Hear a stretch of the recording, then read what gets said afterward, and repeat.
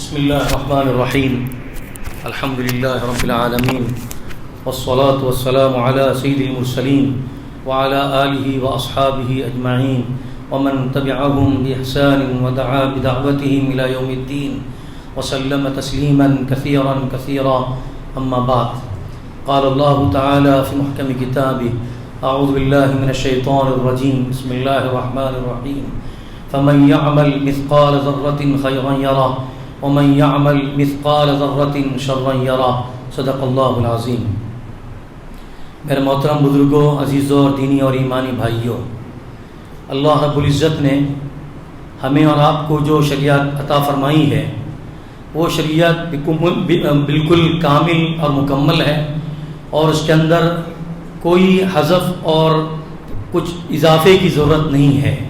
اللہ کے رسول علیہ السلام کے ذریعے سے جو ہمیں شریعت مطہرہ ملی ہے اس پر عمل کرنا اور اس کو اپنے لیے سعادت سمجھنا، یہ مسلمان کا بھی فرض ہے بلکہ انسانیت کا فرض ہے کہ اگر ہم اس کو تسلیم کریں گے، اس کو مانیں گے تو اس کی جو تعلیمات ہیں، تعجب ہوتا ہے کہ چھوٹی سی چھوٹی چیز سے لے کر بڑی سے بڑی چیز کو اللہ رب العزت نے قرآن کے ذریعے سے بتلایا، حدیث مبارکہ کے ذریعے سے پوری امتوں کو اور پوری انسانیت کو بتلایا ہے۔ آج کے اس خطبے میں ایک اہم چیز کی طرف اشارہ کیا گیا۔ اللہ کے رسول علیہ السلام نے فرمایا لا تحقرن من المعروف شیئا۔ ایک مرتبہ ایک صحابی رسول اللہ صلی اللہ علیہ وسلم کے ایک ساتھی اللہ کے رسول علیہ السلام کے پاس گئے، ان کا نام تھا حضرت جابر بن سلیم۔ انہوں نے جا کر اللہ کے رسول سے فرمایا اوصنی، مجھے وصیت کیجیے۔ بہت سی روایات کے اندر اگر ہم دیکھتے ہیں تو صحابہ کرام اپنی دینی پیاس کو بجھانے کے لیے، ان کے اندر جو دلی تڑپ تھی اس تڑپ کو سامنے رکھنے کے لیے کبھی کبھار حضور اکرم صلی اللہ علیہ وسلم کو تنہائی میں دیکھ کر خود جاتے تھے، اور کبھی کبھار اپنی ضرورتوں کو بھی پیش کرتے تھے، اپنے حالات ان کے سامنے رکھتے تھے، اور کچھ ان سے مطالبات بھی فرماتے تھے، درخواستیں بھی کیا کرتے تھے۔ تو ایک صحابی تشریف لے گئے اور جا کر عرض کیا اے اللہ کے رسول اوصنی۔ تو سب سے پہلے اللہ کے رسول فرمایا اتق اللہ، اللہ سے ڈرو۔ اللہ سے ڈرنے کا مطلب ہم بارہا جانتے ہیں، بار بار سنتے ہیں اس کو کہ تقوی کا مطلب ہے کہ اللہ کا خوف دلوں کے اندر پیدا کرنا۔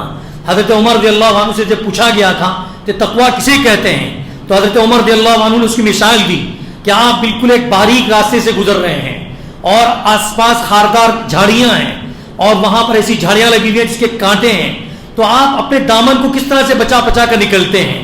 اسی طرح سے تقوی کا نام ہے کہ دنیا کے اندر ہر دائیں طرف بائیں طرف آپ کو برائیاں نظر آئیں گی، لوگ آپ کو بلانے والے نظر آئیں گے، اور آپ کے دل کے اندر داعیہ پیدا ہوگا کہ ہم گناہ کریں، لیکن اگر دل کے اندر اللہ کا خوف ہوگا تو پھر ہم گناہ سے بچا کر اپنے آپ کو وہاں سے نکل جائیں گے اور ہم منزل مقصود تک پہنچ جائیں گے۔ اس کا نام ہے تقویٰ۔ تو سب سے پہلے اللہ کے رسول نے فرمایا اے جابر اتق اللہ سے ڈر۔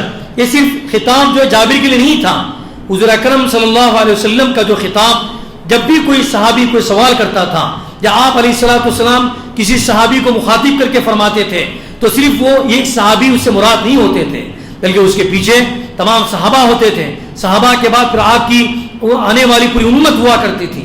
تو گویا کہ یہ جو پیغام ہے صرف حضرت جابر کے لیے نہیں ہے بلکہ پوری امت کے لیے ہے۔ تو اللہ کے رسول نے سب سے پہلے فرمایا اتق اللہ۔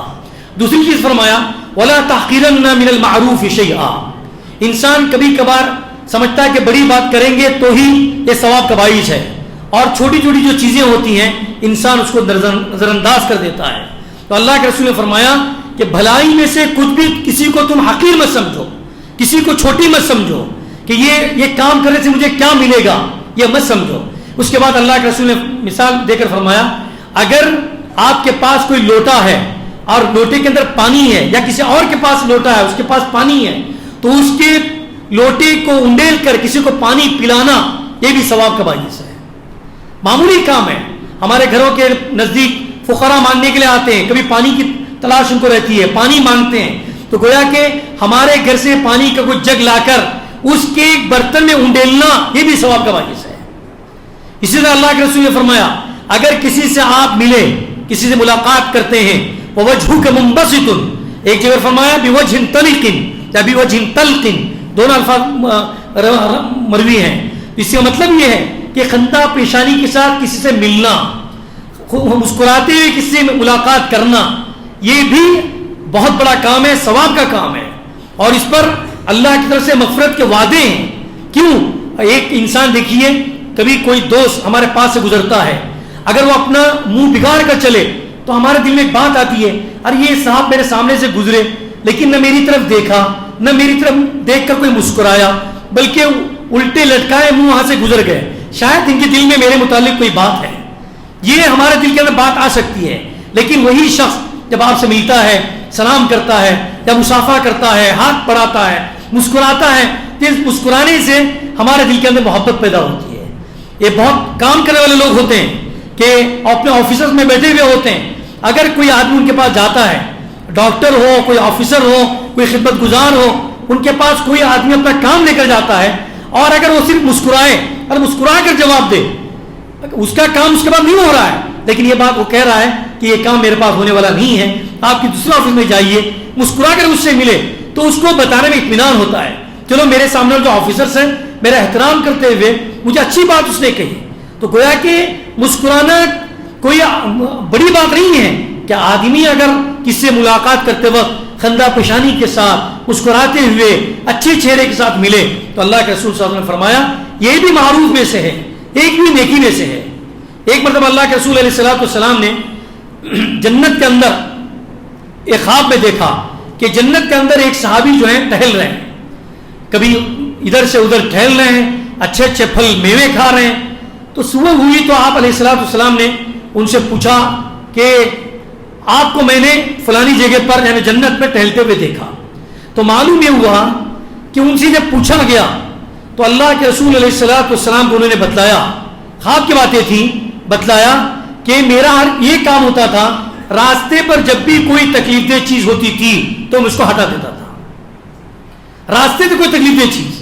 اور حدیث میں آج کے خطبے میں حدیث پیش کی گئی کہ یہ ایک صحابی رسول راستے پر کانٹے دار ٹہنی کو ہٹانے کی وجہ سے اللہ نے ان کی مغفرت کر دی، ان کو جنت میں داخلہ فرما دیا۔ یعنی صرف کانٹے دار درخت اس نیت کے ساتھ کہ یہ کانٹے دار درخت جو راستے پر پڑا ہوا ہے کسی کو تکلیف کا باعث بن سکتا ہے، کوئی سے ٹھوکر مار سکتا ہے، کسی کا کچھ نقصان ہو سکتا ہے، اس اعتبار سے اس کو ہٹانا یہ اس کا باعث بنا کہ وہ جنت میں داخل ہو گیا۔ اور آج کے خطبے میں ایک اور واقعہ بیان کیا گیا، اللہ کے رسول علیہ السلام نے وہ آپ صلی اللہ علیہ وسلم کے زمانے میں مسجد نبوی میں ایک عورت، کالی کلوٹی عورت، مسجدوں کی حفاظت کیا کرتی تھی، صاف ستھرائی کا خیال کیا کرتی تھی، کبھی جھاڑو دیا کرتی تھی، انتقال ہو گیا۔ صحابہ نے فوراً اس کی تجہیز و تدفین کا کام انجام دیا اور اس کو دفن کیا گیا۔ کئی دنوں کے بعد اللہ کے رسول کو یاد آئی اور آپ نے صحابہ سے پوچھا کہ وہ عورت کہاں ہے جس کو میں ہمیشہ مسجد میں جھاڑو دیتے ہوئے دیکھتا تھا، مسجد کا وہ خیال کیا کرتی تھی، کہاں غائب ہو گئی؟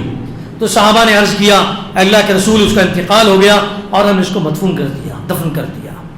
تو اللہ کے رسول صلی اللہ علیہ وسلم فرمایا آپ نے مجھے کیوں نہیں بتایا؟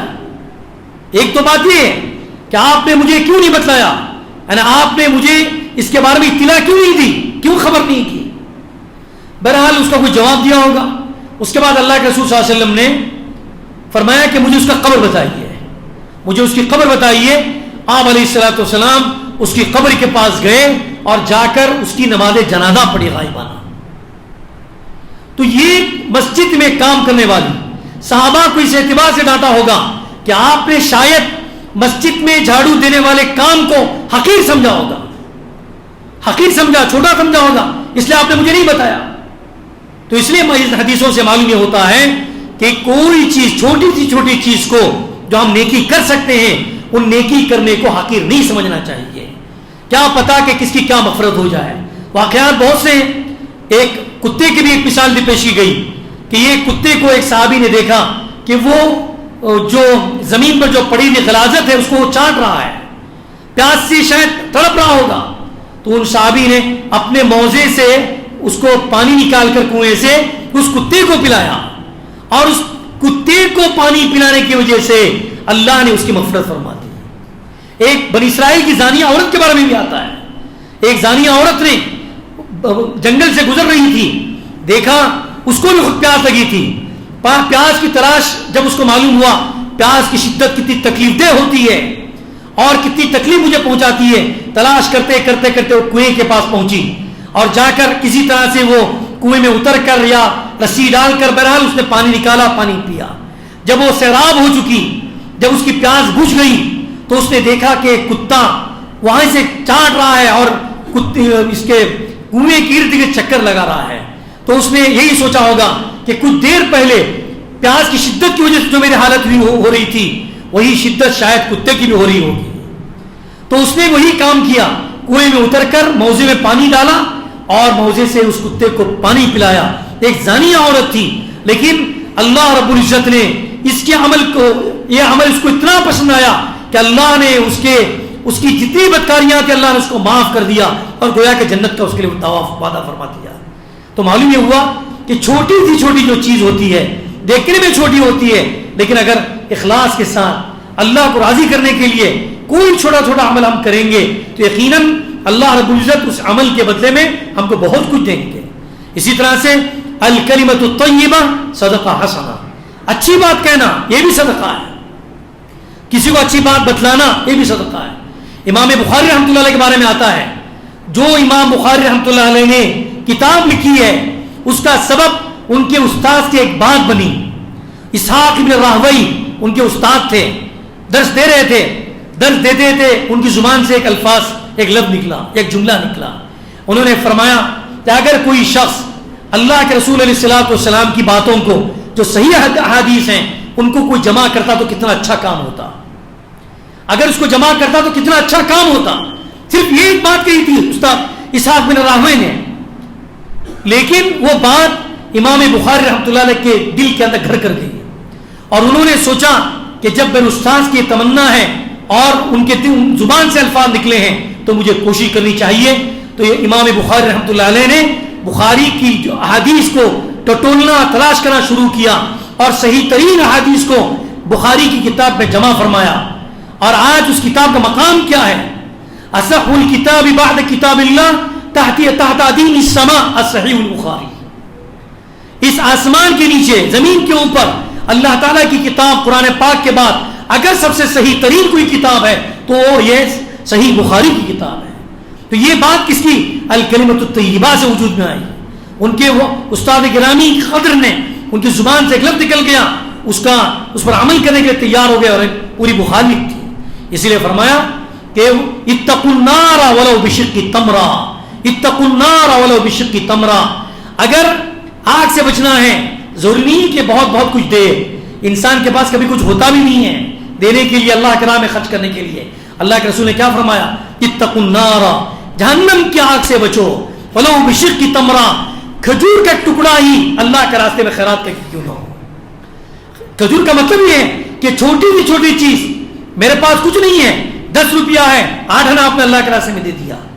کسی کی مجبوری کو دیکھا کہ اس مجبور کی مجبوری کے لیے آپ نے اس کی مدد کی. کسی یتیم کو دیکھا, اس کے سر پر ہاتھ رکھا, اس کی ضرورت کو پورا کرنے کی کوشش کی. یہ سب وہ چیزیں ہیں جو دیکھنے میں چھوٹی ہیں.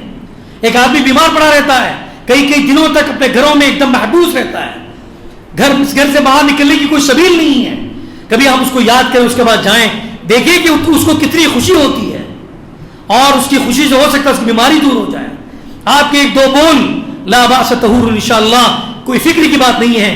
اللہ تعالیٰ انشاءاللہ آپ کی جو بیماری ہے اللہ تعالیٰ بیماری کو دور کرے گا, آپ کو شفا عطا فرمائے گا. زبان سے 2 بول بولنا, زبان سے 2 الفاظ کا استعمال کرنا ایک آدمی کی زندگی بدل سکتی ہے.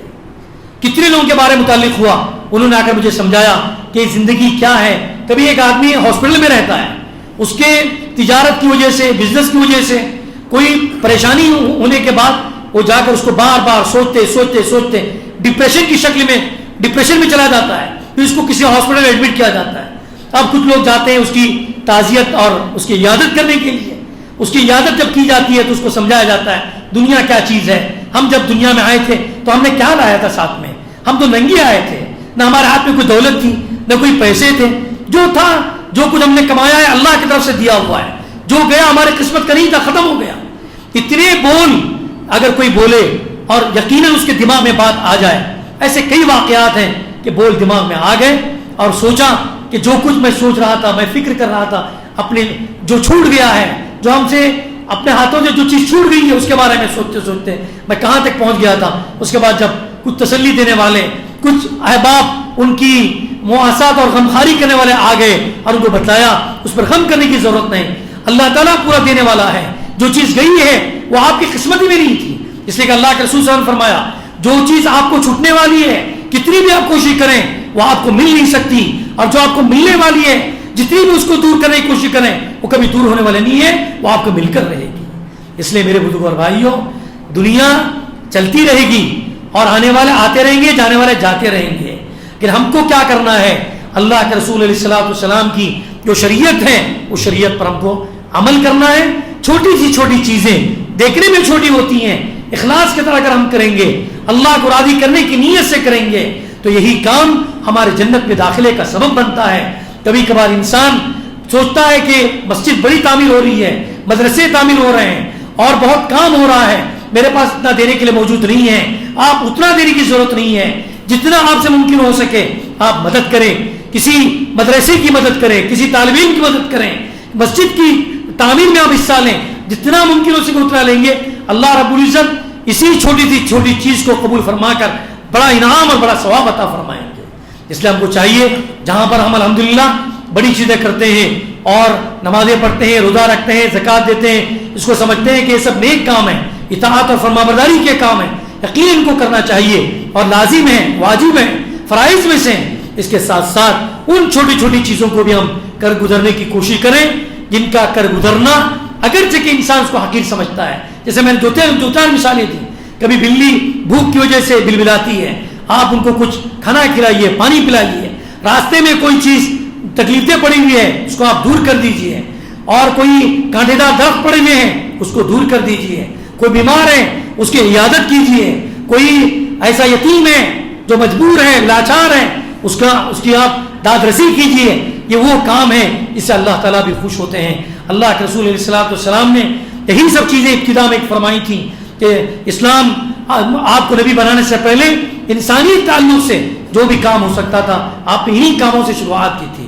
اللہ سے دعا کرتے ہیں کہ اللہ تعالیٰ مجھے بھی اور آپ کو بھی ان باتوں پر عمل کرنے کی توفیق عطا فرمائے, اور اخلاص اور الہیت کے ساتھ اور اللہ کی رضا کے لیے, چاہے وہ کام چھوٹا ہو چاہے وہ کام بڑا ہو, صرف اور صرف اسی کی رضا, اس کے اخلاص کے لیے ہم سب کو کرنے کی توفیق عطا فرمائے. وآخر دعوانا ان الحمدللہ رب العالمین.